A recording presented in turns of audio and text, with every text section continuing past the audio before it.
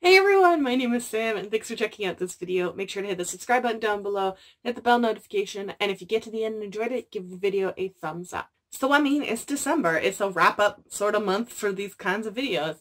So, as you can tell from the title, I wanted to tell you about all of my favorite books that I read this year. And dear Lord, was it hard to wheedle it down. Now, I did, cut it down a bit for the TBR Beyond group because I am a mod there. And we did graphics to say, top 15 max. But, I mean, 15 sounds like a lot, but it really isn't. And, I mean, I'm the one that applied that number, or gave that number to everyone. So, I mean, it's kind of my own fault. But I figured this video allows me to expand on that and give, the honorable mentions included in there. As well as, I did, my favorite books of 2017 on my YouTube channel last year, but there were a couple books that I read at the end of 2017 that ended up being a favorite that, the videos were just already up. So I'm including them in this, and I had kind of excluded them in the TBR and Beyond group because I was like, you need to wheedle it down to 15, okay? So we're not counting Nevermore because you read it technically in late 2017. So easily my favorite book of the year was These Rebel Ways by Sarah Raj. I've honestly tried to explain several times why I enjoyed it, and I just can't quite get a concise answer, but I just love it. I love Sarah Raj. She's already an instant buy author for me. I love this cover. I love the pirating and the adventuring and all the characters and the romances. It did annoy me that they marketed it as a book with gay pirates, which it really doesn't have anything to do with that, but it was good nonetheless. And the last third of the book just wiped me. There's so much happens, and I really need these divided shores, and I'm so excited for that book to come out in 2019. And honestly, I tossed back and forth between These Rebel Waves and Heretics Anonymous being my favorite book. Heretics Anonymous is a contemporary standalone, which I didn't think was ever going to happen, of me enjoying that, by Katie Henry. I also managed to get myself a copy of The Ark, which I freaking love. It is one of the funniest books, if not the funniest books, I've read in a very long, and honestly can remember reading, period. I mean, and the author was in the TBR and Beyond group. She's hilarious. I can definitely see where the writing comes from.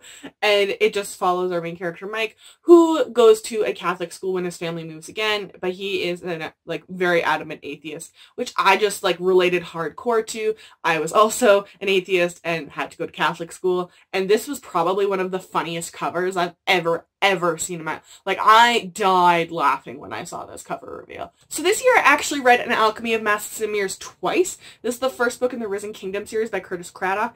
The second book, A Labyrinth of Scions and Sorcery, I think it is called, comes out in either January or February 2019. I'm very excited. But it's a kind of Three Musketeers, steampunk in the sky retelling, with people having the ability to travel through mirrors, which gets very interesting when there's lots of assassination attempts. This book is so underhyped. It just angers me. Number 4 was Thunderhead by Niall Schusterman. I hate this man so much with every fiber of my being, just like Jay Kristoff and Amberlynn Tish. Why do you have to hurt my soul with every book ending that you do? I mean, congratulations on having the ability to do so, but then you make me wait for a whole 12 months. Well, I mean, honestly, Jay Kristoff probably would have had the second Defiant out before if it wasn't. Yeah, Jay Kristoff has 3 books coming out in 2019. Calm yourself, man. But The Toll, which is the 3rd book in this Arc of the Scythe series, comes out in 2019. I don't think it has a date yet, and it does not have a cover, and I just need it. This man does things to my soul with his writing, and it hurts. And he's horrible for it, but I love it, and I need him to keep writing them. And it's just a continuation of Scythe, and I can't really say much about it because it would spoil everything that happens, especially at the end of Scythe. But it is in a world where essentially all deaths and ailments or whatever have been cured, so they have scythes that go around and, using statistics, decide to just to keep the population at a doable rate, they kill people. And we follow the POV of multiple Scythe apprentices, and the Scythe organization institution is not as put together as we would want it to be. Another book that I ended up loving so much that I read multiple times this year was Crazy Rich Asians by Kevin Kwan. I am absolute trash for this trilogy. I read it and then went, oh my god, I need to go to the bookstore and get the next two, and ran and got them, and then read the second and third book, and then reread this one, and then went and saw Crazy Rich Asians movie and kept rewatching it, and then went and bought it on DVD and just keep rewatching it. It's total chick lit trash. It is just ridiculous, luxurious setting, and the characters, and it's just so stupid, and not stupid, it's just so like just guilty pleasure-y. Some people watch the Kardashians. I think the Kardashians are still a thing, and I do this instead. This is my I don't even know what their show was called, the Kardashian reality show, Keeping Up with the Kardashians. Yes, I think that's what it is. Yeah, I don't care about that. I just want more of this. I also read very recently and absolutely loved Keeper of the Lost Cities by Shannon Messenger. This is the first in what is supposed to be a 9-book series, I was told, and I need to go buy books 2, 3, 4, 5, and 6, and 7 that are currently out and just unpatiently wait for 8 and 9, but it is technically middle grade, and this world with elves and people with like a bajillion different powers and challenging the status quo in a school where you learn about your powers. It's so good. It's so good. And like, it's just so good. Read it. And then obviously I have to promo the Black Witch series, because Iron Flower came out this year, as Light Mage also came out this year, but Iron Flower, oh my god. I'm like absolutely in love with this whole series. But the Iron Flower, oh, I'm just so ready for the Shadow. I think it's called Shadow Dryad, the third one, I think officially, or something like that. And it's just this rebellion in this immensely sexist, racist, homophobic world of all these people from all of these different backgrounds coming together to fight against the evil people that have an awful lot to do with current dictatory sort of governments in existence right now. And there's lots of kissing, and there's lots of Sage Gaffney, and there's lots of like challenging things, and I need the next book. Then I have Children of Blood and Bone. I mean, like, this book like shook me to my core at the beginning of I think I got it almost mid, but early half of 2018, the arc of it, and just loved it and blew through it. I love the setting and the adventuring and the conflicts and the powers and the relationships and the grayness of all of these characters. And the ending, I have group chats with people that are just like, wait, does it mean this? Or no, maybe it means this. Oh, I hadn't thought of that. Maybe it does mean, like, it's just such a good book. And then we have Ace of Shades by Amanda Foody. This is another one that I got the arc earlier on in the year. I want to say like, I got it at the very beginning of February, and I think I read it like within the month or so. It is like Las Vegas and Six of Crows and card magic. Anyways, we've got this just like whole like thug kingdom conflicts between these gangs as well as the Las Vegas casinos, but the ending, oh my dearest lord, this was so, oh my god, this was an ending. Like, oh, King of Fools comes out in, I think it's March. It's March or May. Sometime in the early 2019. She's also going to be in the TBR and Beyond group if you haven't read this book, so you can join and read along with people. But like, it was, the ending just like shook me. Like, it was so good. Like, the characters are so well developed, and there's just so much mystery, and I didn't see any of what was coming at all. And it's just, oh my god, it was just, it's Las Vegas, Six of Crows, and Caraval. That's what it is. It's all mashed up into one beautiful book. Yeah, I'm honest, I've totally lost track of what number I'm at. But after Ace of Shades was Obsidium by Jay Kristoff and Amy Kaufman. This is probably one of the most satisfying conclusions to a book I've like ever read. And I don't say that lightly. I mean, like, I'm a fan of dragging books, especially series that suck at endings.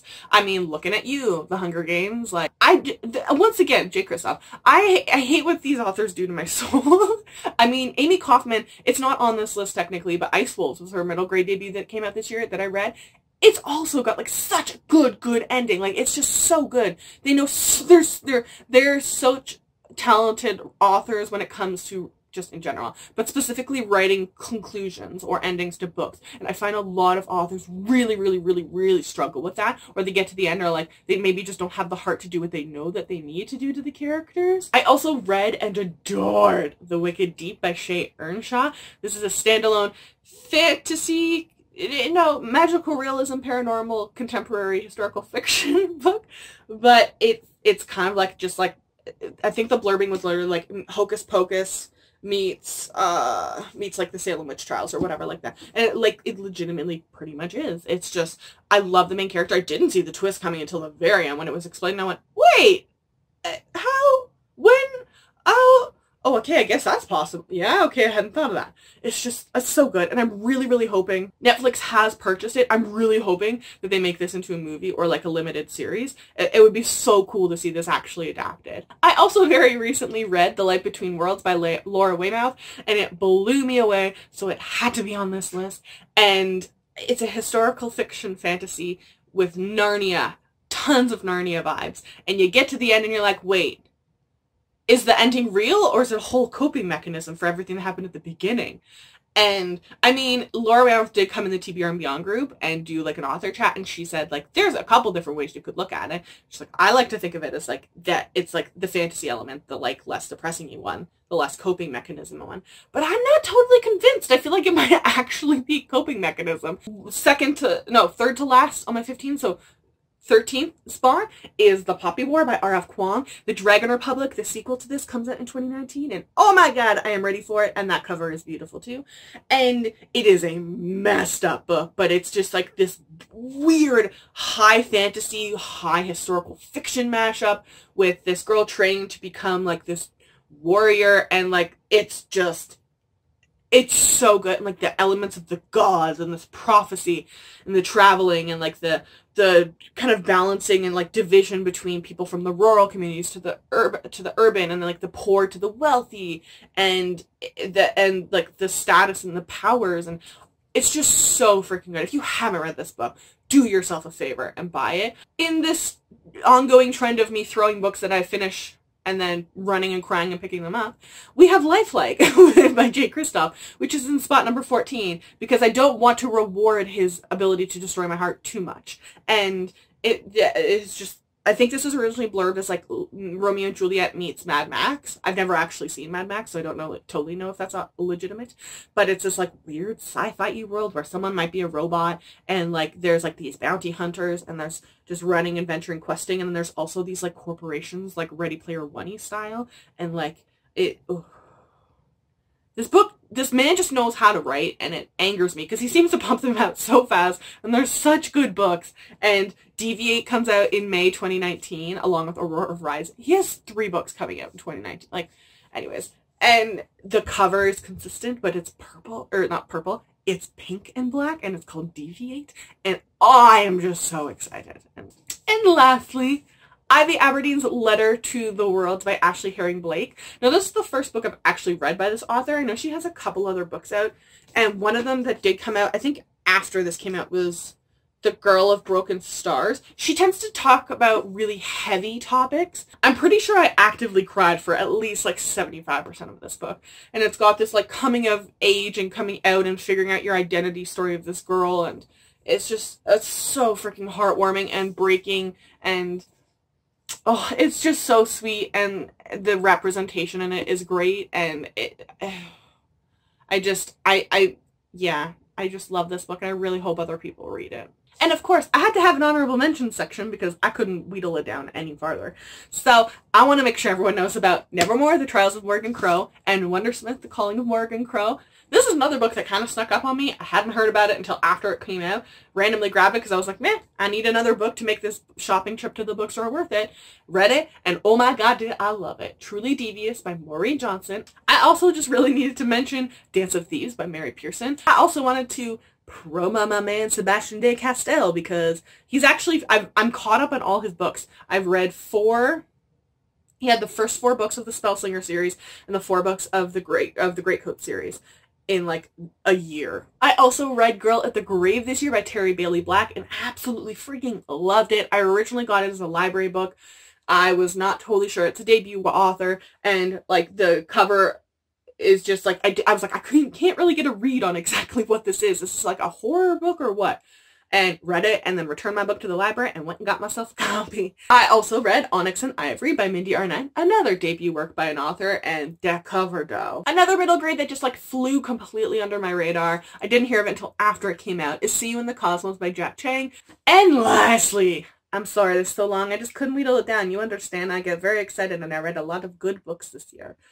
Last book is Mirage by Somei Da. So, those are all my favorite and honorable mentions favorites of the year, for the most part, and absolutely adored. And, you know, like I had the top 15 in there just because I had to organize them for another thing.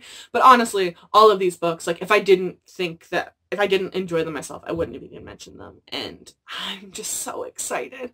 For 2019, there's so many good books coming out, especially there's so many sequels. This year there were a lot of new series starting. So I am very excited to see what 2019 holds, though my bank account, I know, is going to be so angry at me. Let me know in the comment section down below what your favorite reads of the year were, or if any of these happen to be ones that you also enjoyed. I'd love to know. Make sure to check the description box down below. I will link all of these books to their Goodreads pages, and I will also link all of my social media.